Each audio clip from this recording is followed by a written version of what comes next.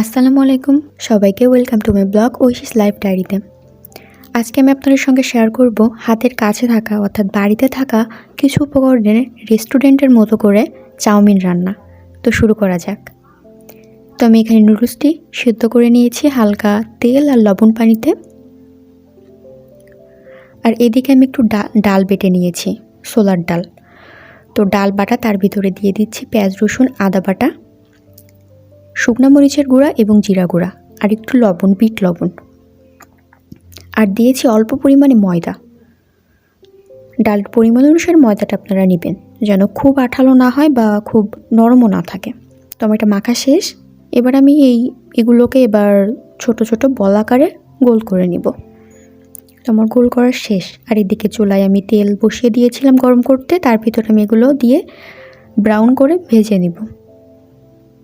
আর পাশাপাশি একটা ডিম নিয়ে নিয়েছি, তো ডিমটা একটু হালকা ফ্রাই করে নিয়েছি। আর এদিকে কিন্তু এই দেখুন হালকা ব্রাউন কালার হয়ে গিয়েছে, অর্থাৎ এটা ভাজা শেষ। এখানে ফ্রাই প্যানে হালকা তেল নিয়ে আমি দিয়ে দিয়েছি চিংড়ি মাছগুলো। আর এবার দিয়ে দিচ্ছি লবণ, মরিচের গুঁড়া আর একটু জিরা গুঁড়া দিয়ে এটাকে ভালোভাবে ভেজে নিব। ভাজা শেষ করে এবার এটাকে আমি এক সাইডে রেখে দিচ্ছি। এবার আমি দিয়ে দিচ্ছি বড় করে কেটে রাখা পেঁয়াজ আর ঝাল। এটাকে হালকা একটু ভাজি ভাজি করে আমি নামিয়ে রেখেছি। আর সেই তেলের ভিতরে এবার দিয়ে দিচ্ছি টমেটো বাটা, তার ভিতর দিয়ে দিলাম জিরা গুঁড়া, শুকনো মরিচের গুঁড়া আর স্বাদ মতো লবণ, আর দিয়ে দিচ্ছি পেঁয়াজ রসুন আদা বাটা। এবার এটাকে আমি ভালোভাবে একটু কষিয়ে নিব। কষে যখন হালকা তেল উঠে এসেছে, তার ভিতরে আমি দিয়ে দিচ্ছি যে বড়াগুলো ভেজে রেখেছিলাম সেগুলো, আর দিয়ে দিলাম ডিম, আর দিয়ে দিচ্ছি যে চিংড়ি মাছ ভেজে রেখেছিলাম সেগুলো, আর দিয়ে দিচ্ছি পেঁয়াজ রসুন যেটাও ভেজে রেখেছিলাম আগে সেটাও।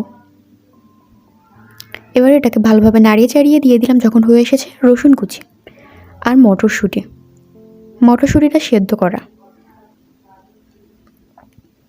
আবারও ভালোভাবে নাড়িয়ে চাড়িয়ে নিচ্ছি।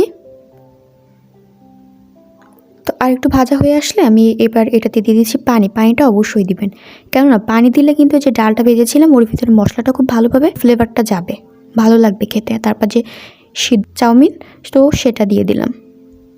এবার চাউমিনটা দিয়ে ভালোভাবে নাড়িয়ে চাড়িয়ে নিব, একটু ভাজি ভাজি করে নিব। বেশ কিছুক্ষণ নাড়িয়ে চাড়িয়ে নেওয়ার পর দেখুন এরকম হয়ে গিয়েছে। তো এবার এটাকে নামিয়ে নিব। তো দেখুন কেমন হয়েছে। আশা করছি আপনাদের কিন্তু আমার ভিডিওটা ভালো লেগেছে।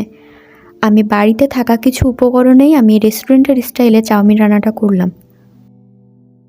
ডাল কম বেশি আমাদের বাসায় কিন্তু থাকেই। আর টমেটোর সময় এখন টমেটো কিন্তু অ্যাভেলেবেল পাওয়া যাচ্ছে। তো বাসায় থাকা উপকরণে আমি রান্নাটা তৈরি করেছি। আশা করি আপনাদের ভালো লেগেছে। তো আমার ভিডিওটি ভালো লেগে থাকলে অবশ্যই লাইক করবেন, কমেন্ট করবেন, শেয়ার করবেন, আর আমার চ্যানেলটিকে সাবস্ক্রাইব করবেন। সবাই ভালো থাকবেন। আল্লাহ হাফেজ।